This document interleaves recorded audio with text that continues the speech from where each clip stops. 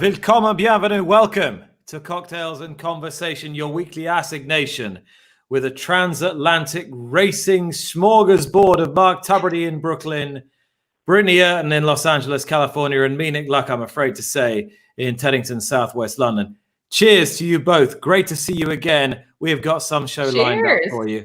Cheers. Britney, what's been happening? And I've got an empty Martini glass, Mark. They finally came in, so I'm so ready to join in with you on the watermelon Martini. I think I saw that somebody was making the watermelon juice for over an hour. I love that people are getting involved. It is amazing. We actually have two viewers that send me the cocktails already made a good 2 hours before we begin this show. So it shows that I'm never really the first one to the party here. We've got some great viewers that are really getting excited and getting to jump on these cocktails, which is super exciting. It's great that both our viewers have been loyal to us since episode one. So you both, thank you for staying with us through these dark and difficult times. Britney, what's happening this week? What's been happening this week since we last met? Our guest, Jeff Bloom. Well, Midnight Bizu's had a lot of great days, and she's won more important races than she won last weekend, but never so impressive. The fleur-de-lis. I have to give so much credit to Mike Smith because I'll be honest, she was so far back in the early stages of that race. I thought there's no way she gets there.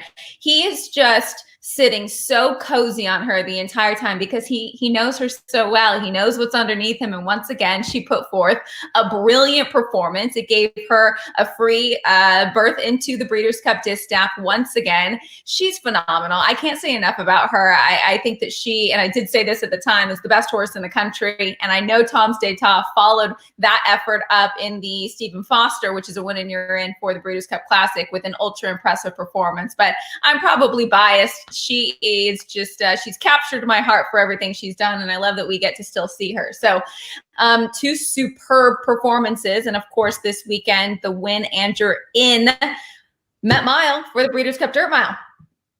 Traditionally, one of the great stallion making races of the American program book, the Met Mile. It's seen some wonderful winners down the years. Who do you think is going to take it this time? I think it's really tough. I think that year in and year out, this race produces some of the best horses at the mile distance, maybe even like Matoli, who was crowned sprint champion last year, but won the Met Mile.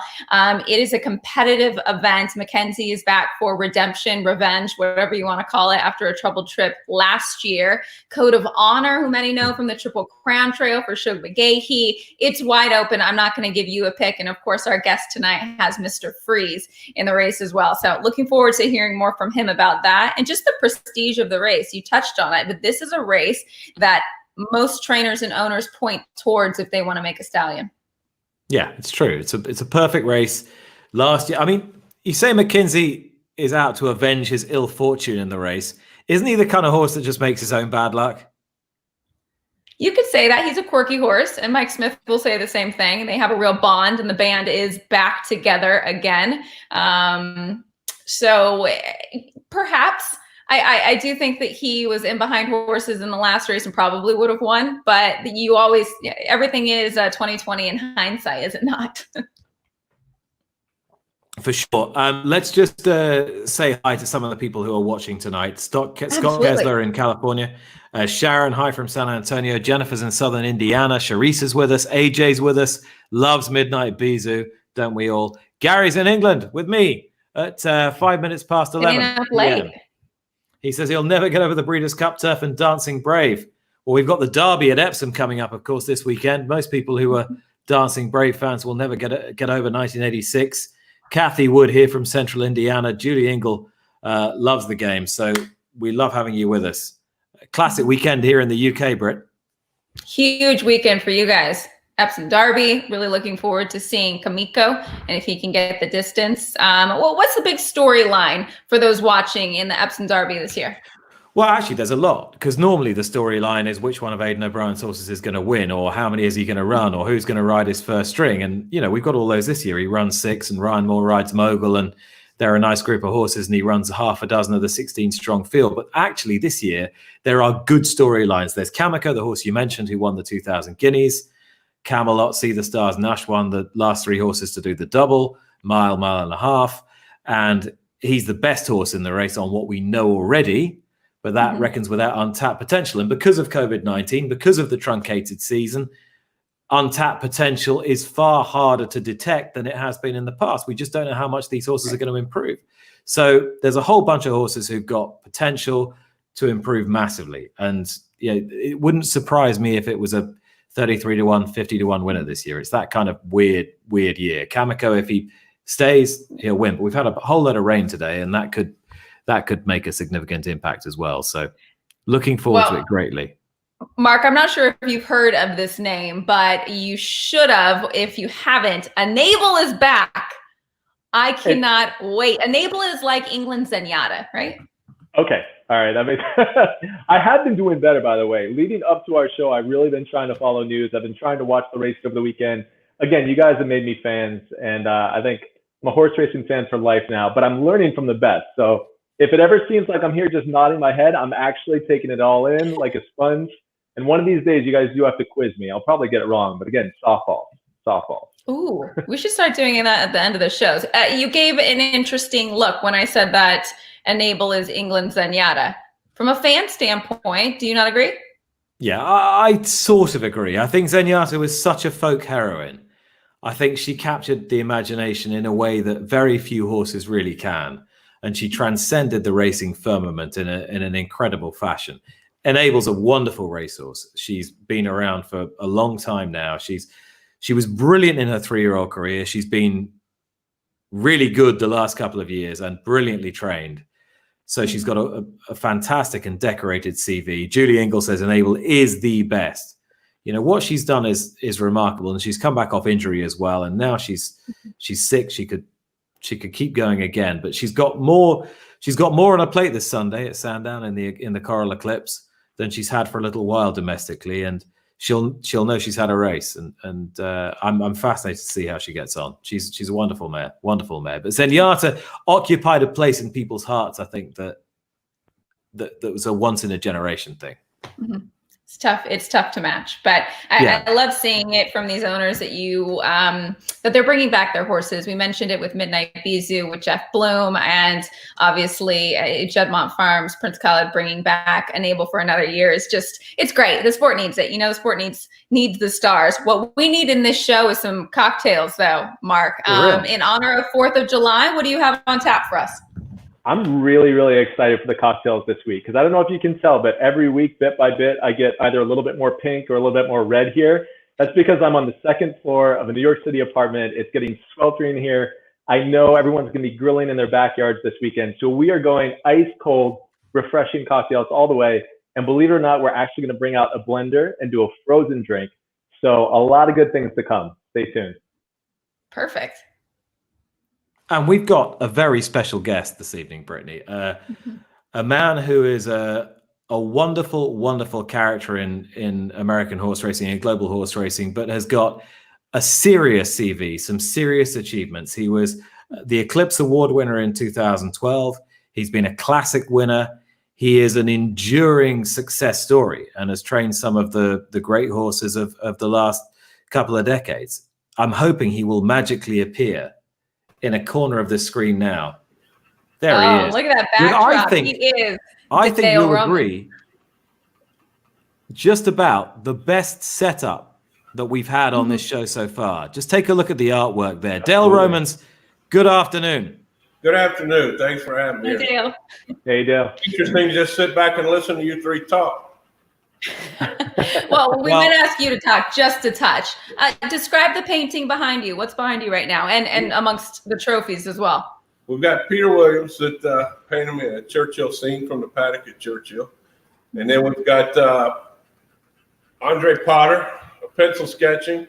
And we've got 3 Alfred Munning's letters he had written and pencil sketchings that he had done that I thought were pretty cool. Mm-hmm. So I love that you just casually toss in there just 2 or 3 Munnings just sitting up behind you there. And how do you come by those? The auction in Saratoga every year, I try to buy something. And I, you can't afford the real Munnings, but I thought those were cool. Those are letters he had written to customers that he had painted for, and did pencil sketchings on them of himself. And I just thought they were cool. They're from 1900 and 1903. Now, all the Pollocks and stuff I keep up in the attic. And because you have such a close relationship with Churchill Downs, you must have seen every bit of artwork there is with those spires in. So what differentiates something you like of Churchill and something you don't like? Well, there's Churchill Downs, the history is in one little section, and it's a part of the National Register. Everybody thinks that the Twin Spires have gotten dwarfed by all the building around it and what Churchill should have done or could have done, but they can't touch that one area. That's like the second. That's not the original grandstand. It was on the other side, and they had to pull it, turn it around for the sun in the early years. And that section with the Twin Spires is iconic everywhere you go in horse racing, everywhere in the world. So anything with the spires in it is nice. But Peter was a friend, and he would stand in the paddock and paint. So he and I think it was marketing. He put my colors of one of my biggest clients in the painting, and of course he had it sold immediately. That's so special. Go ahead. No. I was going to say, just looking at it here, and it's hard to sort of tell from thousands of miles away, but unlike a lot of those Churchill Downs studies, it's about the horse rather than about the crowd. It's totally about the horse. This was about the horse, and then I like that, and the subtlety of the spires in the background, the most important iconic scene in racing, in my opinion. It's not the center of the picture, but it is. And at the end of the day, isn't everything about the horse? For sure. And is this weekend going to be about the Met Mile for you? I love the Met Mile. You were speaking earlier about it being a stallion making race, and there's nothing more than I'd like to see than Mr. Friesman's Stallion Bar. It's a little short on sire power, even though it's Honor and Serve was a great racehorse. He didn't quite make it in the Stallion Bar, so I haven't been bombarded with offers. But if he comes out of this Saturday's race and winner, I think they'll come looking for him. And for you, though, what is the prestige about the Met Mile, and what is it about this race in particular that so many owners and trainers are attracted to? I know you say it is a stallion-making race, but can you describe as to why? Well, first of all, milers have been proven over the years to turn out to be the best sires, and it's a grueling race. It's basically a long sprint from gate to wire. They're running all out, and you go back to all the races my horses have run and won in the past. I would think that Shackelford's Met Mile was one of the best. But I think in racing, we've got all the grade 1s, grade 2s, grade 3s. I almost think there should be grade 1 plus. You got there's certain races out there like the Arlington Million, the Travers, the Met Mile, that are just everyone wants on their resume that I think are a little bit. In other races like the Test, those are great grade 1s, and I think the Met Mile is one of them. It's one that everybody would like on their resume. When you bring it up, everybody knows what you're talking about. You don't have to tell them where it is. Yeah, it seems like everybody's pointing towards us.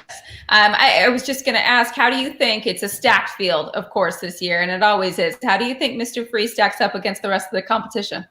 As flat mile, he's been as good as anybody in the country. And I think that he can fit. But the great thing about a race like this is any of the 8 can win it. And you're not going to, after the race, look back and say, how did that happen? You'll see how it happened when you look back in the form.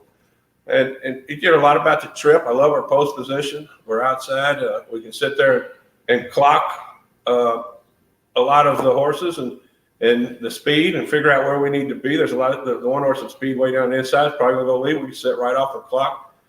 That's talking to Jerry Bailey today about the race. And one of the things he pointed out, the great thing about a one-turn mile is you don't get hung up wide. You don't get messed around in the post position and get in trouble early. You basically have a long run to that first turn to kind of set things up. Mm-hmm. So as such, you feel that it offers the best opportunity for the horse with the most talent to prevail. I do. There's fewer hard luck stories. Yeah, there are fewer hard luck stories with one-turn miles. Because you got basically a quarter of a mile to get yourself, a little over a quarter of a mile at Belmont Park with the wide turn, to get yourself in position and see how the race unfolds.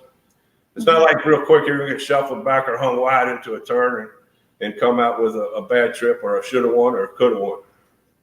With that being said, I love about Belmont. With that being said, if we get beat, I'll come up with an excuse. Wait, how often as a trainer do you feel like you have to come up with that excuse a little bit? most races, especially the big ones, there's one winners and one should have, and about 11 should have won. So, and especially at turf races, Nick, as you can say in England, they're always clumped together at the end, and there's one that won, and the rest of them have bad luck stories walking back. Yeah, Dale, you love the big day. You've always said you got to be in it to win it. What is it about the big day, these big races that you love so much? Well, it's what racing is built around. And racing in America, I think, is more and more migrated towards the big days, the big events, the Breeders' Cups, the Derbies, the Travers, all the Triple Crown races. And that's what it's all about. And, one thing, a lot of people say I've taken a lot of shots, and I have. We're going through the list of the day. There's 3 maidens I can think of, one winning a Grade 1 and two other graded stakes. But if they're sitting on big races, put them in there. That's what it's all about. It's winning these big ones and developing stallion prospects or broodmare prospects. And you've got to keep the dream alive for people as well. It's all well and good. Babe Ruth struck out a whole lot of times. People don't remember that, but they remember the home runs. And that's the same way in racing. They're going to remember. They remember that a maiden won a Grade 1, but they won't remember the bunch of maidens maybe we ran in there that didn't win. Mm-hmm. Dale, this show began back in March as we all tried to keep in touch with each other during the lockdown. How's this period been for you and your team? Different, but it's our problems. I've realized they're all luxury problems. Basically, it's not. We're keeping food on the table, and we've been fortunate enough to have races run, and we could keep things moving. There's a lot of people out there that are really sick and have a lot more serious issues than we do. So it's just, it's navigating the minefield a little differently, but it's working out, and hopefully we get 2020 behind us soon and get a control on this COVID-19 and next year get back to normal. I think in racing, the whole calendar is based around the Triple Crown and where the Belmont falls and the 1.5 miles, and they had to tweak all that stuff, and it's all out of whack this year, but it'll get back to normal. Being born and raised in Louisville and having such an affection for Churchill Downs, what do you think of now having the first Saturday in September be the day that we see the Kentucky Derby? Well, it's interesting. It's a lot different. We got stuck in Florida for 6 extra weeks this winter. We couldn't ship out, and it's the first time I remember in my life not going to Keeneland in the spring. Don't ever remember not being at Keeneland in the spring. And I know that 1977, when I was 9 years old, was the first time I was at Churchill Downs on the first Saturday of May, and I haven't missed one since until this year. So it's a lot different, but I think anybody that lines up in that 20-horse field the first Saturday in September will be real happy to have that asterisk by their name. Mm-hmm. I know I'll take it. Give me the little gold trophy. We'll sit it right there, and I'll put the asterisk next to it. And Dale, what did you make of Tis the Law, and could this be the most unconventional Triple Crown winner we've had? It very well could be, and a huge Barkley tag fan. Alan Jerkins, everyone knows, was a very close friend of mine, and he and Barkley were really close and kind of came up together, and it was great to see him win. I think him winning the Belmont would be like if I could win a Kentucky Derby. I think that was as important to him as when Funnyside won the Derby, and it gave him all 3 trophies on his mantle, even if it wasn't for one horse. And there's 2 more out there. He could easily get both of them and be a Triple Crown winner. But I think it's a great horse. Constitution, unbelievable. Sorry, I bought the only 2 that year that couldn't run. But you could tell with his babies coming in and how they looked and how they did. But I don't know that I was on the bandwagon real big until I watched him live run in Florida, and I thought that's a special horse. And the way Barkley has handled him, I thought it was really cool. Skipping the Breeders' Cup, and because he thought it would compromise his chance of going forward to the Triple Crown. That shows you the old school importance of the Triple Crown. To just not even come, he would run against Dennis, which was a heavy favorite, but it would have been very interesting. But Barkley, I don't know that I would ever have that kind of confidence to sit back and skip a race like the Breeders' Cup, skip the chance to be champion 2-year-old, knowing the horse I had for the Triple Crown next year would have been compromised. It goes back. Woody Stevens did that with 49er, if you don't remember. None of you are old enough to remember. But he skipped it because he said since the Breeders' Cup came around, it compromised the horse's chance to win the Derby. Since then, that's been, it's proven that you can do both. But I was pretty involved in marketing. Dale, how have you seen the game of training change over the years? Obviously, your father was a trainer. You looked up to some Hall of Fame trainers, I'm sure, incredibly successful yourself. How have you seen it change, and how have you had to adjust? It's changed. It's changed a lot. And the biggest thing I've seen are like speed figures coming in and how often you run a horse. You can go back and look at good horses like Personal Instinct. Go back and look at her record when she ran. She ran back in 10 days and stuff. And now if you don't wait over 30 days or 6 weeks, then you're getting too much racing into your horse. 6 weeks would have been a layoff line in my father's barn. None of them went 6 weeks without running. But there's been a lot of change, a lot of technical changes, and not a lot of them are for the better. But one day at Gulfstream Park, came back to the barn after the races, and at night, Alan Jerkins and I at feed time would sit in his golf cart right around our barns, were side by side. And I was whining and bitching about the game. It's changed. It's passed me by. And Alan was 82 years old, and he pulled me up to my office at my barn and stopped the cart. And he said, this game's been changing since I was 17 years old. Either change with it or get out. Now get out of my cart. I'd aggravate you off the golf cart. I love that. I love that, Dale, what you were saying about running back horses. I mean, here in Europe, I think a lot of our trainers have the same view that you're quite conservative with horses. The pattern's there for you to run them when they're supposed to run. But you take a guy like Aidan O'Brien. Yes, he's got the firepower to do it, but he's completely ripped up the playbook. He ran a horse at Royal Ascot back end of June, and then wheels it back 10 days later and wins the Irish Derby with it. And he could have run it in the Derby this weekend as well. If they're well and they're fit, they run, and then they can have a spell. Aiden's beyond reproach. He can do whatever he wants, and he doesn't have to worry about it. And that's a comfortable position to be in. Sure. He's done so well, and he can make mistakes or do things that are not mistakes, but just different than the general public would do them. And win, lose, or draw, he doesn't care. He's going to walk away and go to the barn the next day and start training the same way.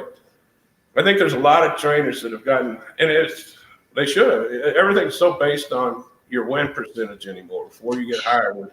And doing the right thing, and everybody's afraid to step outside of the box and do anything. You're under a microscope all the time. Where before you weren't.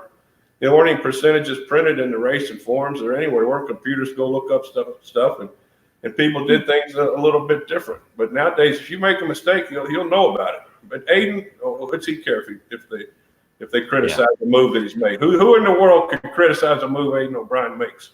Yeah, this is you make a good point, because he's, as you point out, he's going to have 200 of the world's best bred horses in his barn next day, whether he screws up or not.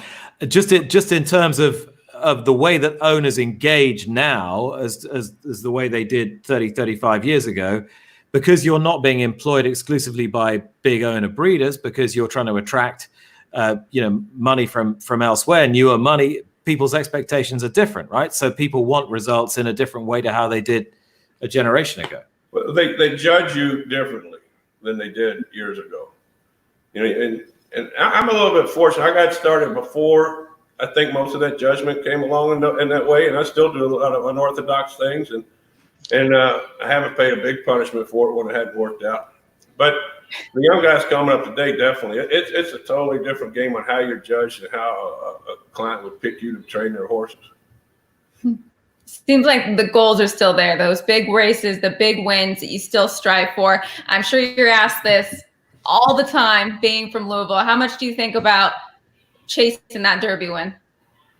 Well, I am asking about it a lot, and what it would be like to win the Derby here. And I think that anybody who's in this game, I don't care if you're in England or if you're from California. I always say, like Steve Spencer from Texas, he wants to win the Derby just as bad as I do. Anybody who comes in this game figures out real quick that that's the pinnacle of racing in America. You want to come over here and win the Kentucky Derby. I think it may be a little bit different environment if I was to win as far as the city goes. I got a lot of friends here. I think we have, right now we're having a lot of protests and unrest in the city. Hopefully it's all settled down by Derby. If we are happen to jump off an attachment rate, win it, have a big party downtown instead of a protest. I think we should have a beverage, Mark Tubridy. What do you think? I think it's definitely time for a nice ice cold beverage. Like I said, I'm feeling it here already. I don't know if you can tell. But guys, I know. Wait, what's your drink of choice, Dale? Well, you know what I like is a little Kentucky bourbon. And I've been warned not to mention my brand, even though it's made with money. All right, you pulled yours up. I get to pull mine up. Oh boy! But good old Kentucky bourbon, you can't go wrong. Mark has helped me acquire my taste for bourbon. I have to say, before this show, didn't really have a taste for it, but now, big fan. Well, we started with cocktails, and now we're getting into Brittany just having it neat. But you'll definitely get there. Yeah, you'll get there. Drink it. Yeah, Brittany, I know you've got some new additions to your household, and I think it relates to our first drink tonight. You want to do a little show and tell? Well, yeah, I do have my Martini glass officially in here. I do have my shaker, and apparently my bar cart's coming today. So if I get a doorbell ring, that's what it is. Have you been squeezing watermelons? No. I took the easy way out, and I got some watermelon juice. I'm assuming that's our first drink, right? The watermelon martini? That is our first drink, and we're going to talk about, I think the watermelon juice was probably the biggest issue for people trying to assemble these ingredients. So I'm going to give you a great little hack on that going forward to get some fresh watermelon juice. But yeah, this week is all about refreshing cocktails. I mentioned earlier that I know a lot of people are going to be barbecuing this weekend. You know, I'm just going to be cooking here in the kitchen that you see behind me, but it is quite hot in here. We don't have central air, so I've got my fans blowing. But what does it better than an ice cold cocktail? So this week, we're going to bring back that tried and true vodka, the fresh vodka gimlet recipe that we've used multiple times throughout this show because it's such a versatile base recipe that you can layer seasonal flavors on top of. And when you think about it, what's more seasonal, what's more summer than watermelon? So we're going to make a great watermelon martini today. We are, of course, going to need our Tito's handmade vodka. Simple syrup. That was an issue. I couldn't get the top off. Got my simple syrup. I actually made my simple syrup. Awesome. And then you know what's crazy? I was at the grocery store and I saw that they're selling like a 16-ounce bottle of simple syrup for $10. And now that you've made it, you see how kind of crazy that is, right? Because it's equal parts sugar and water. Simplest thing to do. I made mine in about 5 minutes before the show. So if that's one of many things I hope viewers can take away from this show, it's make your own simple syrup. You don't need to buy that bottle of stuff. All right, we are going to need some fresh lime juice, and we are going to need watermelon juice. So this is what we're going to talk about. If you don't have watermelon juice, don't fret. As long as you have some fresh watermelon, you're going to be okay. We are going to need our cocktail shaker, of course, a fine strainer for this one, and our martini glasses like Brittany has, and we'll be good to go. Finally, so we're ready. The first thing that we're going to do is add that watermelon flavor. If you don't have the watermelon juice, at this point, all you do is put maybe 4 large chunks of that watermelon into your tin and go ahead and muddle that. You're going to extract the juice anyway, and we're going to strain it out afterwards so you don't have to worry about it. What kind of muddle is it, Mark? Mark, what kind of muddle? That's a forceful muddle, Nick. Thank you for asking. So the reason why I bring up the watermelon juice is that I know we're not doing it as much right now with social distancing, but when you make cocktails for multiple friends and family, you don't want to be muddling every single time you make a drink. So in a case like this, it actually helps to just put all of that watermelon into a blender, blend it up, and then just strain it. So you've got that fresh watermelon juice. And at that point, you can infuse that into your cocktail very easily, and you don't have to muddle one by one. So that's kind of a cool little hack there to make it easier when you're hosting. Hopefully, in the near future, we can start hosting more people. So let's go ahead and add 2 ounces of our watermelon juice directly to our mixing tin. So 2 shot glasses worth? Exactly, perfect. Okay. And my wife is really excited. She's going to come over. You're not going to see her, but she's going to take this drink when I finish it. She loves watermelon. So this is definitely going to be a crowd pleaser for her. And now that we have our summertime drink. It is. And it's also, you know, drinks like this, you want to kind of hydrate a little bit while you're drinking. You want things that are sessionable. I mean, if you're standing by the grill, you're not going to want to be drinking a Manhattan because you're going to fall asleep before you finish the burgers. So drinks like this keep you hydrated. You know, you can have a few of them. They're not going to knock you down. I think it's a perfect thing for this upcoming holiday weekend. So now that we have our watermelon as a base, we're just going to layer that fresh vodka gimlet recipe that we've learned before on top of that flavor profile. So we're going to do 3/4 of an ounce of fresh lime juice. Okay. All right. And then we're going to balance, because we have the acid, we need to balance that with sweetness. So we're going to do 3/4 of an ounce of our simple syrup here. I hope those watching at home are able to make it with us if they haven't already. Yeah, I was mentioning before, I'm so thoroughly impressed with our viewers. You know, people have been making such an effort and being so generous to post it on social media. And again, sometimes they make these drinks before the actual show, and it's just fantastic to see people getting excited about it.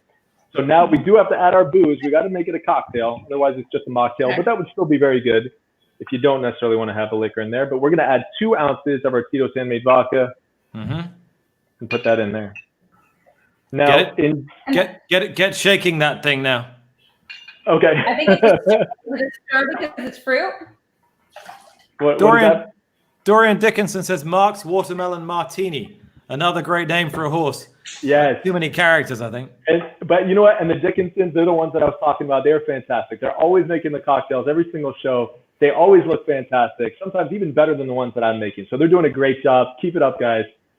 So quickly, before we add the ice to this cocktail, I just want to mention, if you've taken the time to go ahead and do your watermelon juice, whether it's in a blender or otherwise, one really fun thing that you can do is actually fill up your ice cube trays with that watermelon juice and put that in the freezer overnight. Then you're going to have these delicious watermelon ice cubes that you can use for any number of cocktails. You could put that in an Aperol spritz. It would be fantastic. You could do it in a watermelon martini or watermelon margarita, rather. So many options. But we are going to start shaking. I don't know. Are we doing any sort of listing off stats this time, Nick, or no? So this is you tell me when you want to start shaking. Okay. Today's music to accompany the shake, Dale, is Dale Roman's Breeders' Cup Runners, year 2000 onwards. Nick, I'm going to start shaking. Ready whenever you are. All right. You ready? Yep. All right, Mark, here we go. Ready, steady, go. Brody's Course, Juvenile 3rd, 2015. CS Silk, Juvenile Phillies 7th, 2008. Court Vision, Mile 1st, 2011. Christina's Journey, Juvenile Phillies 11th, 2014. Danny Boy, Juvenile Turf 8th, 2014. Dawn Award, Juvenile 11th, 2005. Damages Moment, Juvenile 8th, 2019. Doulahan, Juvenile 4th, 2011. Doulahan, Turf 9th, 2012. First 2, Classic 8, 2010. Free Drop, Billy Juvenile 9th, 2017. Fire Guy, Turf 7th, 2007. Hollywood Star, Juvenile 6th, 2017. Keen Ice, Classic 4th, 2015. Kittens, Joy, Turf 2nd, 2004. Little Mike, Turf 1st, 2012. Little Mike, Turf 2nd, 2013. Mark and Do It, Juvenile Phillies 5th, 2015. Nettle Count, Juvenile 11th, 2013. Moonwalk, Juvenile Phillies Turf 7th, 2012. Not this time, Juvenile 2nd, 2016. Patio Prado Classic 5th, 2010. Prayer for Relief Classic 12th, 2014. Promises Fulfilled Sprint 4th, 2018. Roses in May Classic 2nd, 2004. 7 Trumpets Dirt Mile. What's that? 8th, 2018. Shackleford Dirt Mile 2nd, 2011. Shackleford Dirt Mile 7th, 2012. Silver Max Mile 4th, 2013. How Your Arms, Mark? Summit County Juvenile 12th, 2012. Suns Out, Guns Out. Whatever the hell, what that was. Marathon 4th, 2013. Sweeping Paddy, Juvenile Phillies Turf 8th, 2016. Tappets Fly, Juvenile Phillies Turf 1st, 2009. Thorn Song Mile 9th, 2008. Unbridled Outlaw, Juvenile 12th, 2015. Who remembers the Breeders' Cup Marathon, everybody? Wow. Do I have to pay you a gym membership now, Nick? Or? Yeah. Okay. Yeah, that got you. That got your muscles. There've been some good ones. To be fair, Dale, there've been some ones I forgot in there, but there've been some damn good ones as well. To be fair, there's a couple I forgot. Including the marathon. Yeah, thanks for reminding me of a couple of them. Tell me about spoiling the party with Court Vision in 11. That was going to be Goldakova's 4th Breeders' Cup Mile, but some of us knew she wasn't as good as she had been. B. Wayne Hughes on the winner's podium. I remember that very, very clearly. The pleasure that brought him. Yeah, it was a big day for us. It was, that was probably as stacked a field as the Breeders' Cup Mile's ever had. And Court Vision was a huge price. And he was a horse that had been really, really good and tailed off. And I only had him for 2 starts. B. Wayne had bought him, and we picked him up at Saratoga that year and ran him in Canada once as kind of a prep. And he ran 5th or so, decent. But when he was prepping for the Breeders' Cup, Robbie Alvarado had been on him, since he was a 2-year-old. And he came in and worked him on the turf the week before, and he got off and he told me he's never felt as good in his life. He said and it's just one of those things where if you handicap the race, every horse in there had great credentials, but you could make a case for every one of them maybe going the wrong way. And I thought if he had one big one left in him to pop the best he's ever popped, he could beat the field. And be waiting to talk to the paddock. He was not comfortable, I don't think, with running with that big a price. And Wayne, don't worry about it. He's not going to disappoint. He's not going to embarrass him. And I'll tell you what he's going to do. He's going to win the race. And of course, being at home track and all my friends were playing the race was one of the highlights of my career. I didn't think he got up. I didn't think he won on it. If you watch Julian celebrate at the wire, he had caught it. And it was actually my son Jacob walking down. Yeah. So, I was a little bit aggravated. I thought we got nailed right at the wire. Jacob said, "No, you won this race. He won. Don't worry about it." And as we were walking down, of course, they threw our number up. And it's one of the most thrilling victories I've ever had. I think he was the highest priced winner ever of the Breeders' Cup Mile. Of the mile, yes. And I think the second of all Breeders' Cups put together. So it was a big deal. But you can get that on Breeders' Cup Day because they're all good horses. Again, like we spoke about in the Met Mile, every horse in every race in the Breeders' Cup is a good horse, so they don't get there. And whether you get there to win in your in or you have to pay a lot of money to run, you're a damn good horse if you make it to late October, early November, and run in the championships. And any of them can win with the right trip. And like I say, Go to Cova didn't have the best trip. But not only did she not have the best trip, but maybe there was a lot of bumping and stuff going on, 2 or 3 of them back there that may have aided to our victory. Like we were talking. Well, hey, I wanted to give a cheers to Court Vision because that was a thrilling effort down the stretch. And a cheers to you, Mark, for this watermelon martini, which I know is not as red as yours, but I'll take it. That's okay. That's okay. Well, I will say thanks to Dale's prolific career, it is ice cold because we kept shaking for a while. But cheers, guys. Hope you enjoy. Cheers. Keen Ice Cold? Keen Ice Cold. Before we get into Keen Ice, though, we have so many fan questions that I want to make sure we get to before we're well into the show here, because plenty of people have questions for Dale. Shannon Summer Rideman says, Dale, how is Promises fulfilled, and what's the new plan for him since he was scratched from the True North? Very good question. We scratched from the True North. He had just a touch of filling in the leg, and I didn't want to send him all the way to New York. And after speaking to Bob Bear and Elliot Walden, the owners, we decided to skip the True North, send him to Larry Bramlage today. Now, it's very rare you send a horse over to get checked out and got a clean bill of health. I mean, that was good. So we did 2 minutes before we go in on this talk. I was talking to Bob Barron, and there's a couple of spots. It may be the Vanderbilt.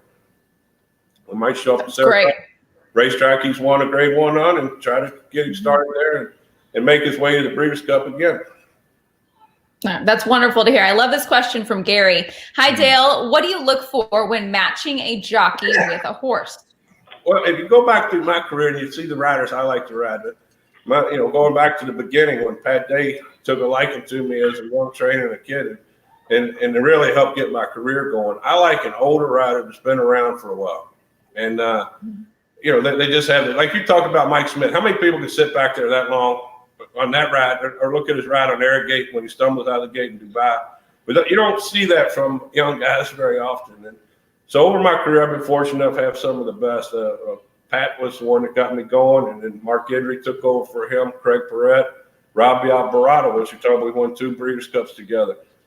I don't look for the jockey to match the horse, because I think once you get up there, those guys like Mike and Pat, they can ride about anything. And I like to have a good team between us, the ownership, my barn crew, believe it or not, they chime in a lot on jockeys.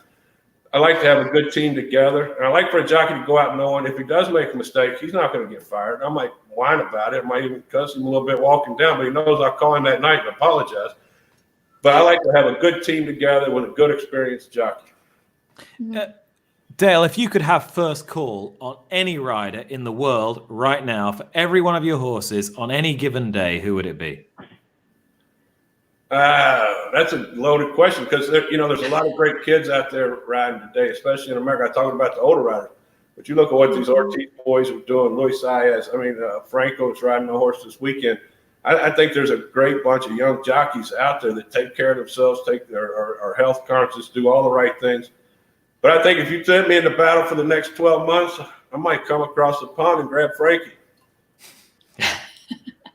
Not a bad answer there. No, I don't know if everybody's I don't know if anybody saw the tweet, the text. I don't know if it was public or not, but a friend of his sent me a text that he said the Queen didn't show up for Ascot, but the King did. Yeah, there was that's a Frankie thing to say. Yeah, and he got right inside the event, even though this is what intrigued me about that whole passage of plays that I don't want to bang on and take time up, but everybody said the person who would be at most, well, I do.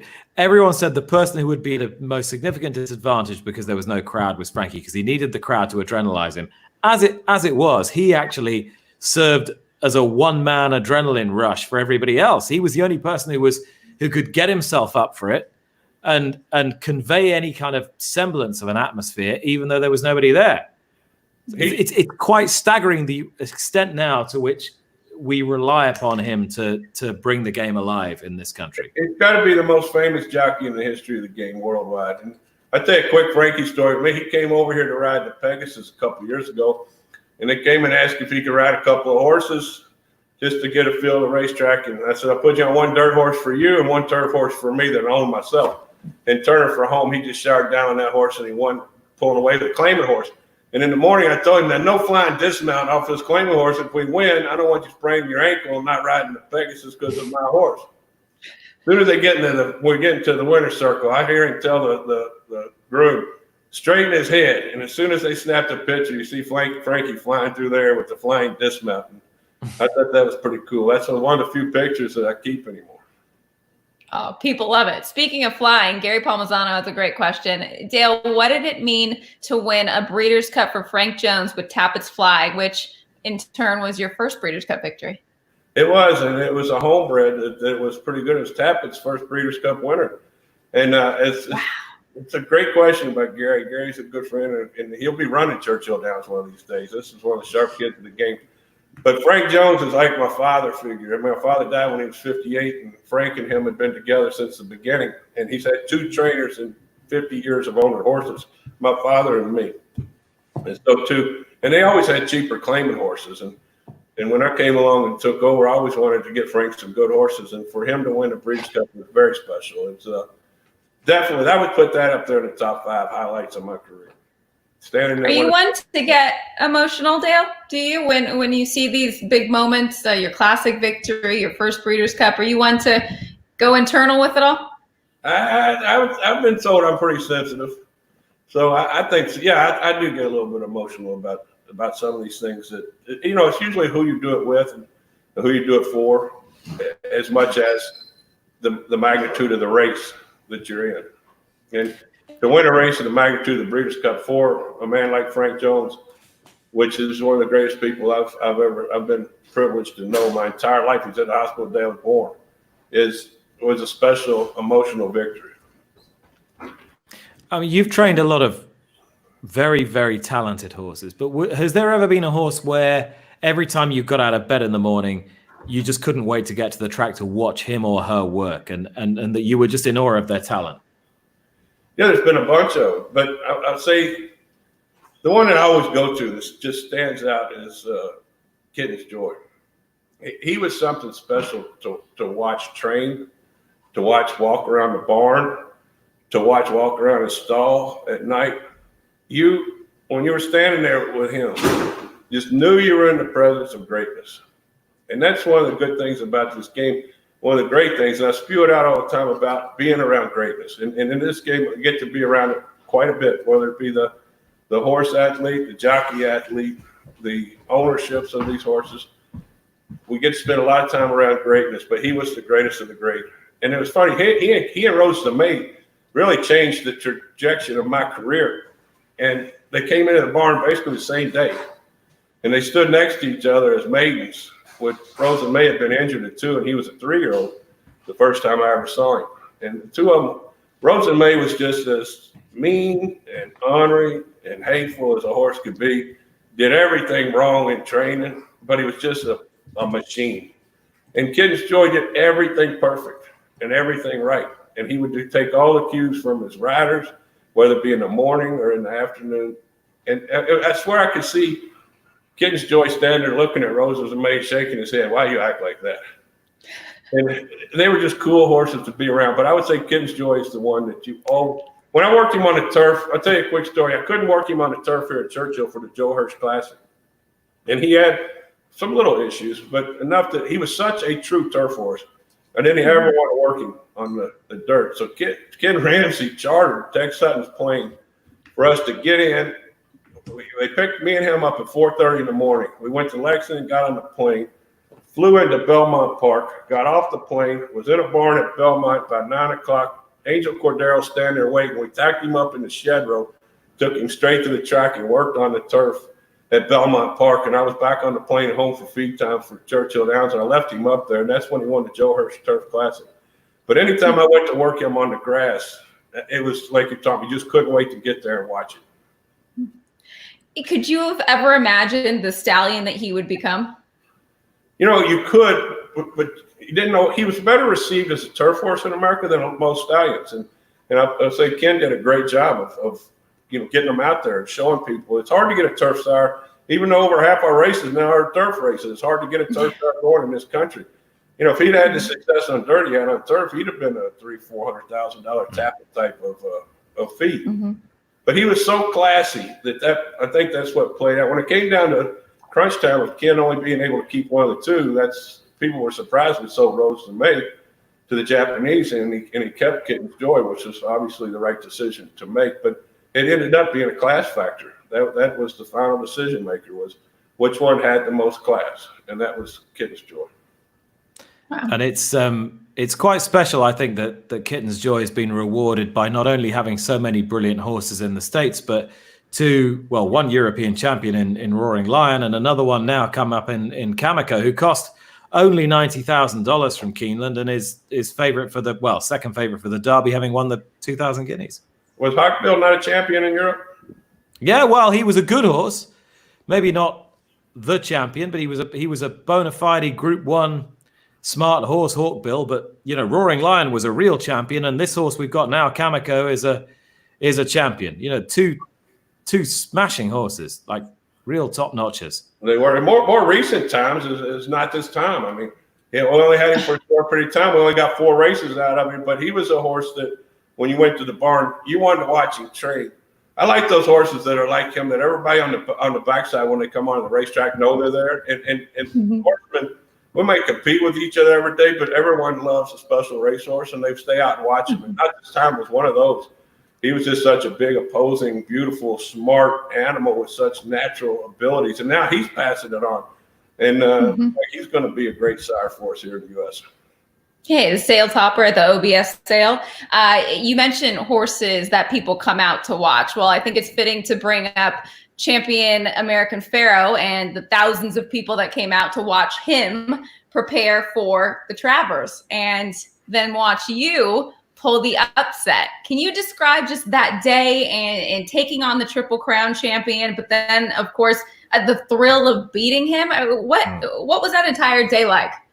There were a lot of things going on that day, and that was a special weekend for me and my family. It started. The outside is now in front, but American Pharaoh is battling on from the inside. He's showing all this fight with 1 furlong to run. And here on the far outside comes Keen Ice with a late threat. American Pharaoh put away Frosted. He has to deal with Keen Ice. Keen Ice has got him. Keen Ice has won the Travers over American Pharaoh in a dramatic upset. It gave me chills to watch, and it's going to be a long story for me to tell. But, nobody talks about, again, the 5 times I chased him and we didn't win. But that day was different. He came out from the West Coast. You could tell in Bob's voice he wasn't comfortable about running him there. And Mike Luzzy was coming off of an injury, and he wanted to work some horses to get him ready. So he worked Keen Ice for me the week before, and he came back. He said, I don't know who can beat him the way he worked today. He was just doing so good and peaking at the right time. And I was up there by myself for different reasons. My son and daughters were in different parts of the country. Tammy was back here in Kentucky with a big barn.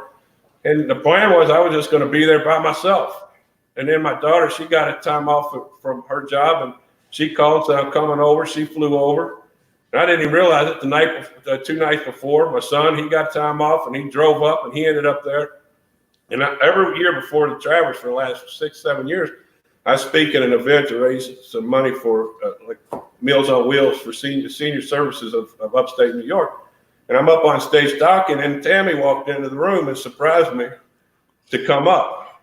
And so all four of us ended up, none of us were going to be there, and we ended up there. And the walkover that day, we all walked over with the horses, was one of the most amazing things in races I've been involved in. The people were on top of each other in the path to walk to the paddock to see American Pharoah. It was like we were walking under a canopy of people, and they were all cheering and loud, and you knew, and the energy in the air was unbelievable. And we get over there. You can't go out. We couldn't get out front to watch the race live after we left the paddock. I think I did an interview, and so we go right to the racing office. I always watch them live. You can only see them live once, but that's one I didn't get to.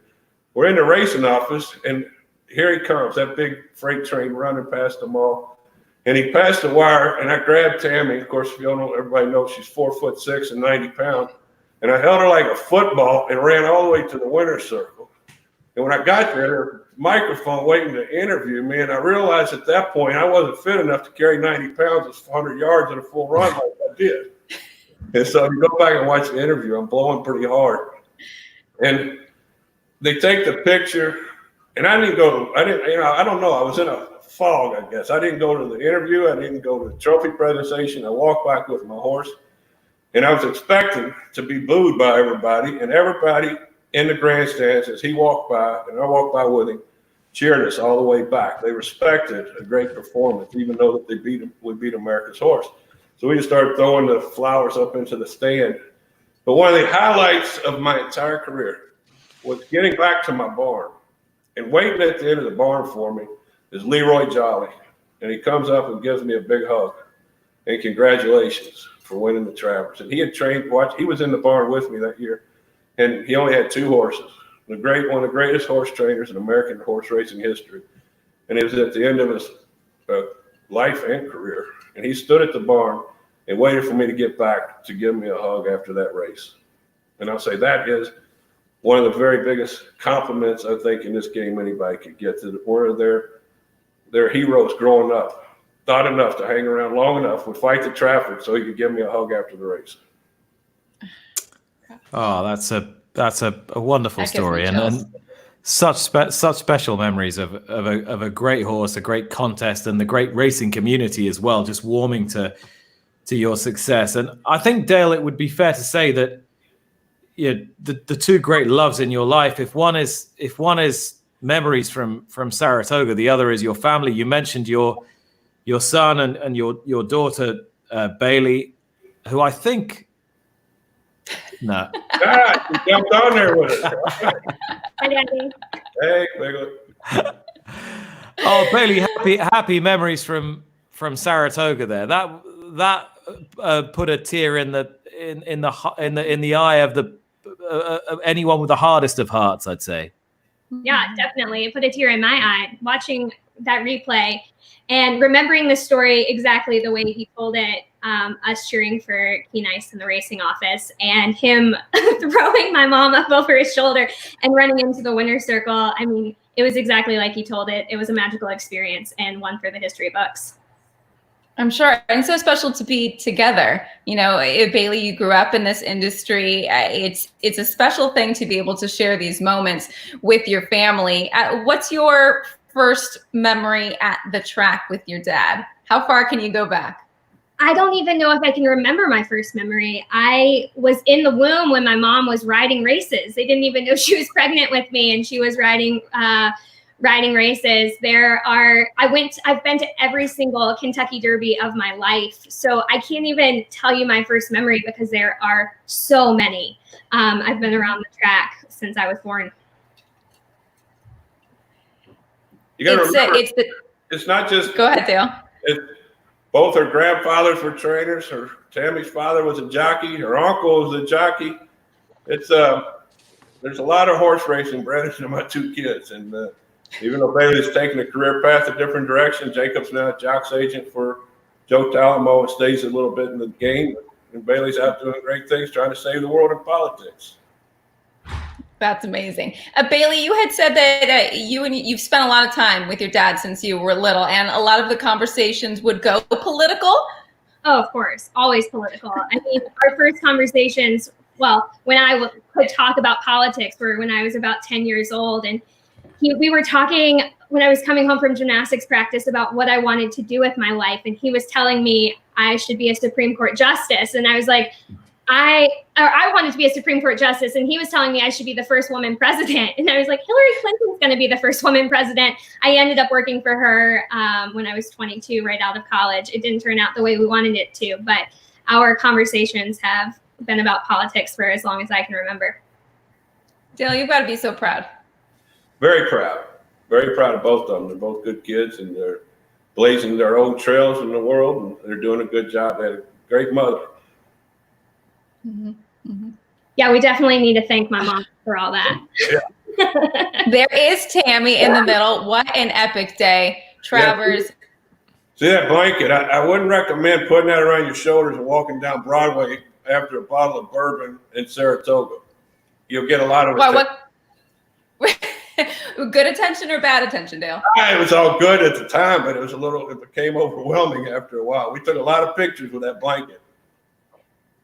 And Bailey, Saratoga is a special place for the Romans family, right? There's something about the way you guys just exist in that very special place that, well, you probably wouldn't do anywhere else. There are a lot of special memories in Saratoga. My mom's mom is from Saratoga. There are pictures of me as an infant in the winner's circle of the track, but some of our best memories happen in the tiny one-bedroom A-frame cabin that my dad loves. It has no air conditioning. We live in it every single summer. We've lived there for 20 plus years, I think.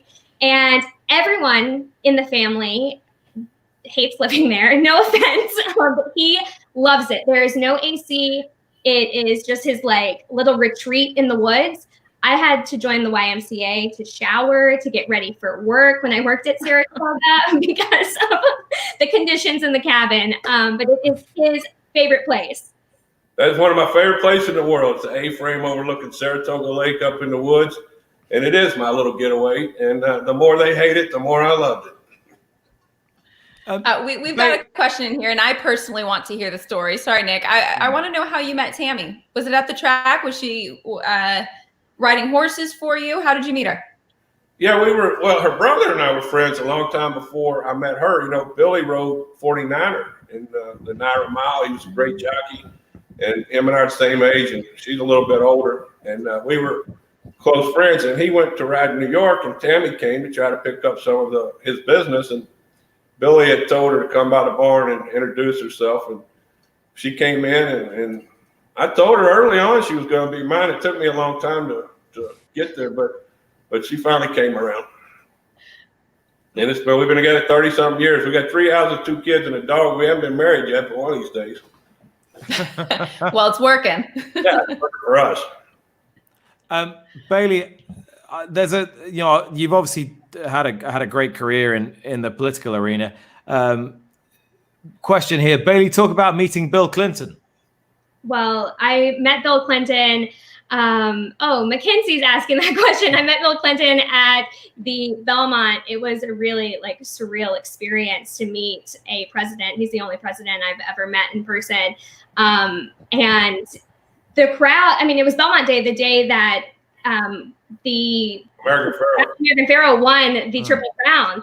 And we had just lost the race. And there is Bill Clinton in one of the boxes. And we were brought into the box and had the opportunity to shake his hand and say hello. And it was a really amazing experience. Definitely once in a lifetime seeing, well, I guess it wasn't once in a lifetime seeing a Triple Crown for me because I ended up seeing another, but definitely once in a lifetime meeting a president.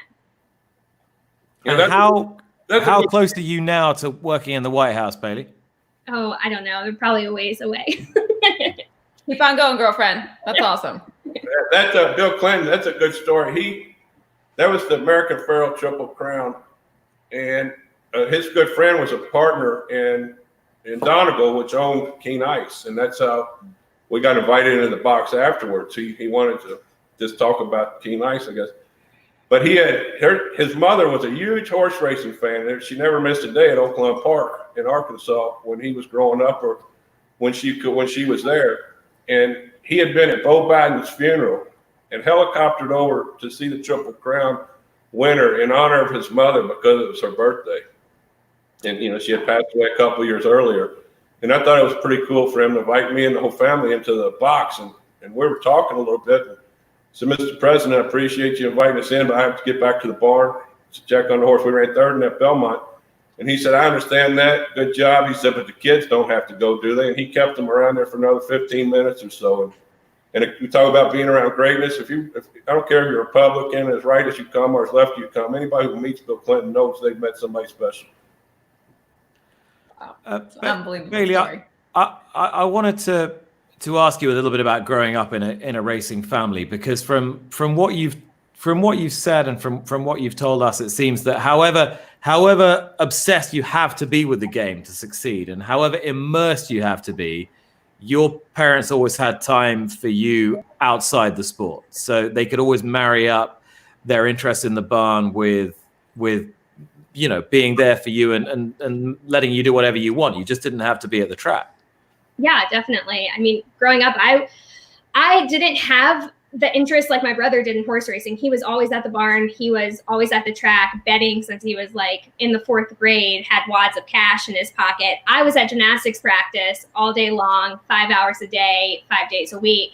And my dad, whenever he could, whenever he was in town, he always found time to pick me up from practice. And we had a 30-minute car ride back home, and we sang a lot of music and talked about politics. And they always found ways to make, my interests very important to them. And something else that my parents did, and what we've been very fortunate in this industry, is they've taken us all over the world with them. We've gone to horse races in Dubai. We've been to California.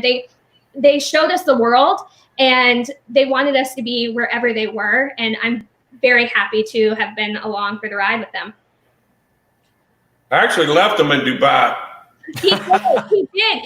He and my mom left. I was a sophomore in college. My brother was in high school. He and my mom got on a plane. They went back to the United States, and we were in Dubai for the night. We kept a credit card, and my brother just ran that credit card up at the hotel that night. Yeah, they were at Maidan, and they gave me a driver there. I gave my driver $500 extra to drive him to Abu Dhabi and put him on a plane the next day. Muhammad, and he took good care of them. But it was the only way to get them there was for them to have to leave a day late. So, but that credit card bill, Jacob didn't realize they would show me on the credit card bill that him and his buddy Rocco that I took with them were drinking bourbon and eating steaks when they were 15 years old in Maidan Hotel. Oops. Yeah. Well, I love hearing that, because this industry and the hours that you have to put in, whether you're a trainer, a groom, working on the backside in the racing office, they're long hours, and it's a challenge to find that balance of work and life. And it's wonderful to hear how much time you guys have been able to spend together and have that life outside of it, because it's a tough, difficult industry, the hours that you have to put in, because Dale, you'll attest, you have your children at home, but you also have your children at the barn that also require that care. It does, but you know as well as anybody that at least we're not going somewhere to a factory and putting in 8-9 hours 5 days a week when we can't take you with us. And I'm sure you went with your father all the time. And I've never saw a place in horse racing. I never had a client or an owner that ever minded if my kids were with us. And so they come to work with us. They go to the barn with us. They go to dinners with us. They went everywhere that we went. And I've never found a person yet that minded having them around. We probably went too many places with them, right, Bailey? He also said, never let school get in the way of an education. Yeah, that was our motto at home. Never let school get in the way of a good education. So he took us everywhere. Hey, cheers to that. And Dale was just mentioning bourbon. Next, should we round out the show with our final cocktail of the evening? Yeah, we definitely should. I'm slightly concerned that the color of my rosé is the same color as your watermelon martini. But Mark, you could just say you made one. Mark, educate us now. Absolutely, yeah. But is that watermelon lemonade that you have there, Britney, or was it actually watermelon juice? To be honest, it was not straight watermelon juice. I did the best I could. Simply watermelon juice drink. with cherry juice. So it's a bit of a mixture. All right. I'm sure it's still delicious though. It is. It's good. You know, sometimes you have to adjust. Anyways, take it away. Absolutely. But yeah, we were just talking about bourbons and steaks. So I love that. We're going to have the bourbon now. We're going to save the steaks for this weekend. But yeah, we're going to do something really fun, really interesting and new for cocktails and conversations. And we're going to bring out not a cocktail shaker, not a mixing glass, but this guy right here, the blender. Now, I know when a lot of people think of frozen drinks, they kind of go, oh, I don't know. They think of the artificial mixers that they see on the supermarket shelves, or you assume that the drinks have to be overly sweet or super fruity, not very strong. But the truth is that blender drinks or frozen drinks are actually an important subgenre of tiki cocktails, so kind of tropical cocktails. And we can go into that history a whole other time. Fascinating culture about tiki drinks, but they can be very, very delicious when you have quality ingredients that you're using. So today we're going to be making what I call a bourbon peach colada, and you can think of it as a frozen boozy peaches and cream. So what's not to like there? I had no idea there was an entire umbrella called tiki drinks. The intellect in this show is brought by the cocktail and not by the conversation. I realized that in week 1, and I still realize it now. No, I appreciate that, Nick. I have a very small amount of geekiness to offer here. You guys are incredibly knowledgeable, but I'm glad that I can share at least this very narrow realm. But yeah, if you want the 30-second version, the history of tiki cocktails actually dates back to the 1950s in California, specifically in Oakland. And so Victor Bergeron, who is the owner of Trader Vic's, he opened up this Polynesian-themed cocktail bar, and it was all these tropical drinks, and it was meant for a lot of expatriates that were coming back and maybe had enjoyed some of the tropical flavors that they had seen on their travels, and now they didn't have access to that. So now Trader Vic had these elaborate sort of tropical drinks, but it's very interesting because he had a competitor. Like any good restaurant or fast food chain, there was Don the Beachcomber. And Don the Beachcomber was so secretive with his recipes that actually his bartenders didn't even know exactly what was going into the drinks. So Don the Beachcomber had an agreement with a local pharmacist that they would actually mix together different proportions of spices, and then the bartenders would pick up that bag, Don's mix number 3, 4, 5, whatever it is, and then combine that with water and add it to the cocktails. So yeah, I mean, tiki drinks, I could go on for hours. It's really awesome, but well-made tiki drinks have tons of fresh citrus, exotic flavors, lots of spice, very, very nuanced. So don't let those kind of, chain restaurant frozen drinks fool you. There's a lot you can do with this style of drinks, and that's what we're going to do today. So we are going to need our Maker's Mark bourbon. That's right, frozen drinks aren't just for rum. We're going to do it with bourbon today. We are going to need a little bit of fresh lemon juice. Nick, are you mixing today? No, it's just product placement. Oh, okay. He does it well. We are going to need cream of coconut. The brand that you're looking for here is Coco Lopez. We're going to talk about that in just a second. And then we're going to need some frozen peaches. All right, there we go. And the only tool we're going to need this time is this blender and then a nice big glass to put it in. So super simple. The first thing we're going to do, any good frozen drink needs something super cold, right? So a lot of times we're putting maybe a cup of ice to really chill the cocktail. But what I've found is that if you're going to be adding fruit to the cocktail anyway, if you freeze that fruit ahead of time, not only is it going to chill that drink, but it's going to give you a velvety texture, a really silky consistency. And it really makes a huge difference in the finished cocktail. Now, just because I'm saying frozen peaches, don't think you have to buy a bag of frozen peaches. If you have access to beautiful, ripe, fresh peaches, feel free to slice those up the day before, put them in Ziploc bags, and then just toss them in the freezer. The main thing is you want it ice cold when it goes into the blender. So that's what we're going to do. 1 cup of frozen peaches directly in here. I love peaches. Yep. Jennifer's requesting a peach colada drink shout out. Can we get that back for her husband, Kyle Cook? Jennifer's one of our is one of the 2 viewers who've been with us since week 1. I know. Dale Bailey, we only have 2 viewers. Absolutely. We're going to give that shout out to Kyle and to you, Jennifer. I see your name every week too. You guys are awesome. Thank you for watching the show. Thank you for participating with the cocktails. We absolutely love it. So we added our frozen peaches, guys. We're going to add just a little bit of lemon juice, only a ½ ounce. And that's because we've got some sweet stuff coming down the pike here. So we want to balance that out. Okay. We're going to add 3 ounces of this cream of coconut. That's not to be confused with coconut milk or, ironically, coconut cream. So coconut milk and coconut cream are both unsweetened coconut milk products, whereas this Coco Lopez, this cream of coconut, is actually a sweetened product made specifically for blender drinks like this and for baking. So you want the Coco Lopez, I know it sounds silly, Coco Lopez cream of coconut. The irony. Nick, what's going through your the irony right now? Looks like a lot of bourbon. All you can do is pull the top off and drink out of the bottle. You know what, Dale? I'm completely with you on that. I'm not quite there yet. More often than not, when I'm not on camera, that's how I'm drinking it. But so we're going to do 3 ounces of that coconut cream. I know Nick wants to say something, but Sandy, no. Sandy Sherman says she's trying it with mangoes. You know what? That is a great idea. And I love frozen mangoes in drinks like this as well. I went with the peaches because I figured bourbon and peaches is a natural pairing, but I think that mango idea is genius. Definitely run with that and let us know how it is. All right, and Mark, you've created another horse name, Tiki Drink. Tiki Drink, yes.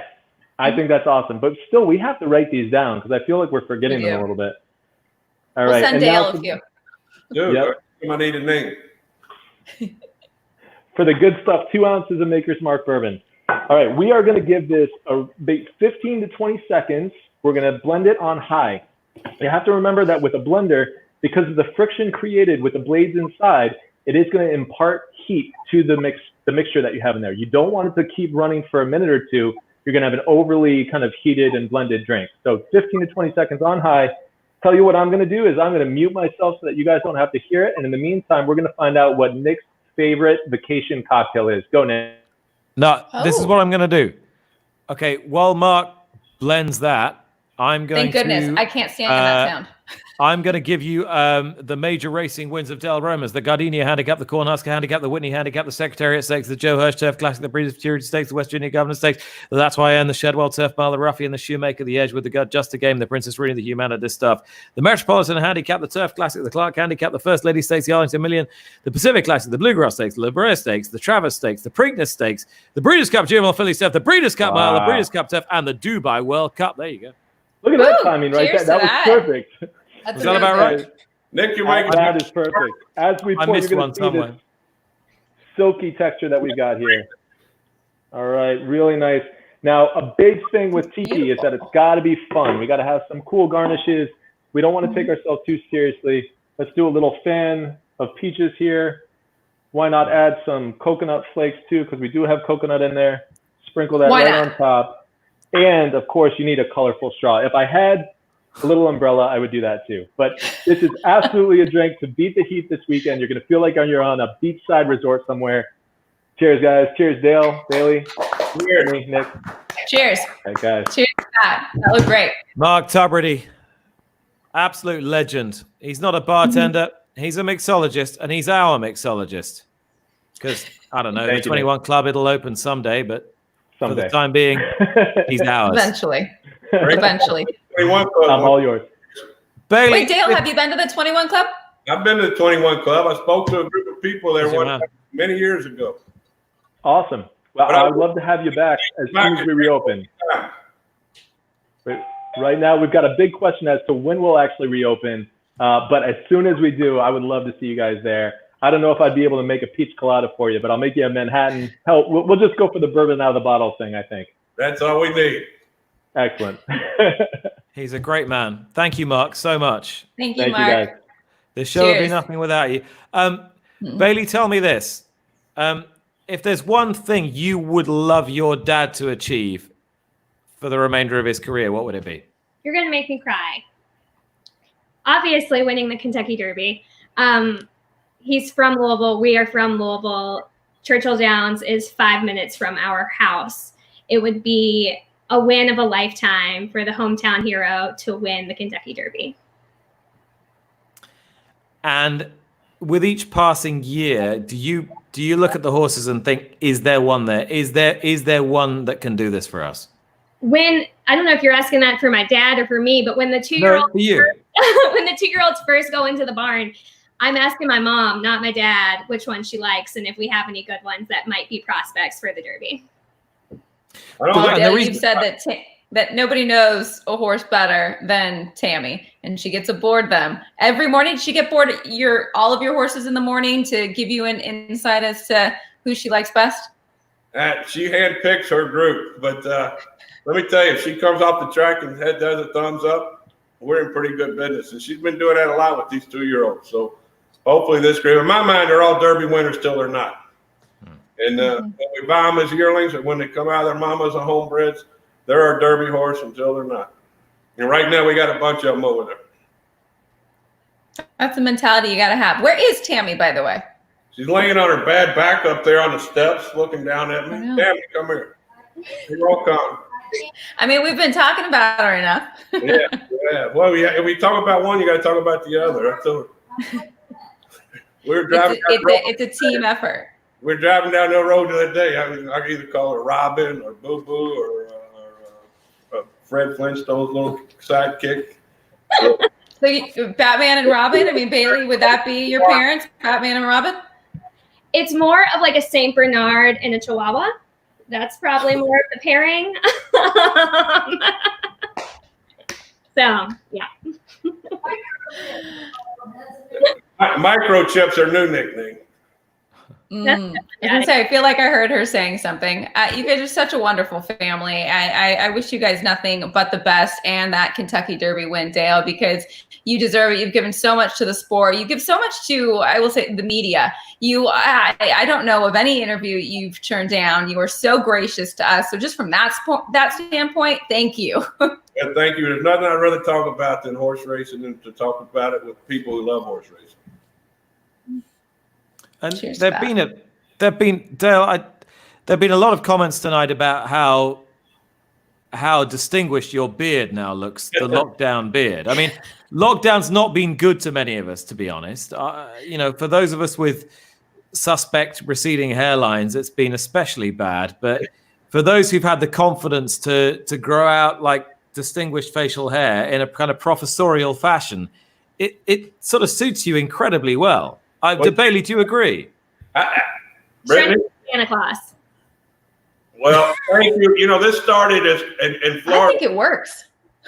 My face is awful fat without it. I realize with it doesn't look quite as fat. But everybody, all the Santa Claus jokes have been coming. So until I get tired of them, I'm going to keep it. He's going to keep it until he wins the Derby, he said. Yeah. But it might be West Virginia Derby. It might be Indiana Derby. But some Derby. Doesn't matter what Derby. Exactly. Shanine says, I love it. It makes him look younger. So there you go. Dale and Jeff says, Dale, you're suave. So I just roll with it, to be honest. I'll roll with it. Maybe I have a little side gig in December. Little side hustle? Yeah, a little side hustle. You want to hear a still good Santa Claus story? Go on, Yes. roll us out with the best one. That's appropriate. Yep. This will be the end of it. Breeders' Cup, Del Mar, going to the big party at the aquarium. Uber driver shows up, big white beard, hair, heavy set. Santa Claus guy getting ready for December. So I tell him, I said, listen, give me your personal number because the Uber line will be long. Pick us up on this corner, and if you come back in full Santa Claus, you get an extra $50. And so after drinking all night at that party, and I call him, he shows up in full Santa Claus attire. Scott Blasey asked me as his assistant. We all jump in this big SUV, and we kept Santa Claus with us for the rest of the night. Where did you go? Oh, I don't remember, but it might have been the North Pole for all I know. He was drinking too much bourbon right out of the bottle that night. Yeah, me and Santa. That's bad when you're drinking with your Uber driver. But it's Santa, so it's not bad at all. You're allowed. Not put on the naughty list. We had a good time. All I remember is we ended up in In-N-Out Burger. As you should. You should. Del Mar, to me, I thought they did a fantastic job for being a small venue hosting the Breeders' Cup. I can't wait to get back there. Of course, Keeneland this year. We got so much to look forward to. It's been a tough year. There's no doubt about it. But I think we have, some sunshine on the horizon. Got a lot of good things ahead. Things are only going to get better. Fingers crossed. And I think Kentucky are doing a great job as well. So keep everybody safe. So, guys, thank you so much. Bailey, Dale, it's been a wonderful hour and a half in your company. We could go on all night, but for me, this literally is all night. So it always comes to this point, and Brittany says, "Can we just keep going?" And I'm like, "No, it's 12:30 my time." Thank you. It's only both. 4:20 for me. Most importantly, Dale, very, very good luck on Saturday. Good luck. Brittany, I'm sorry you're not in New York. I know you needed to be there, but it's okay. It's the world we live in right now. I completely understand. I'm thrilled to be able to watch the show on TV. And Dale, good luck with Mr. Freeze. Thank you. Now, I noticed I'm your 12th guest. Let's make me your second time guest someday. Next week, it's episode 13 featuring Dale Romans. Make sure you tune in on Saturday at 5 p.m. Eastern on NBC when, without Britney Eurton on the show, they have some real genuine talent. So do tune. I'm joking. No, it's true. She gets very sensitive. Bailey, Dale, thank you very much. Thank you for watching. Join us again next week. We're done. We're out of here. Good night. Love you all. Bye.